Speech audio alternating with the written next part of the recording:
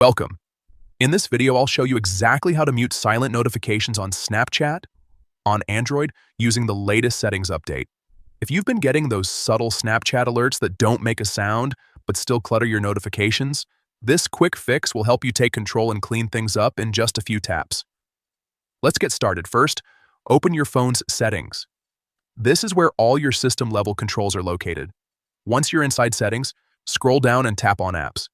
Depending on your device, this might also be labeled as apps and notifications, but the idea is the same. Next, find and tap on Snapchat from the list of installed apps. If you have a lot of apps, you can use the search bar at the top to find it faster. After opening Snapchat's app settings, tap on Notifications. This section lets you control exactly how Snapchat alerts appear on your device. Now tap on Notification Categories. This is where Snapchat separates different types of notifications, giving you more precise control. Look for the option labeled Silent Notifications under the General section and tap on it. Here's the important part. Select Silent. This ensures that these notifications stay muted and don't interrupt you with sounds or vibrations. Once that's done, you can go back. Your changes will be saved automatically. And that's it. You've successfully muted silent notifications on Snapchat, making your notification panel cleaner and less distracting.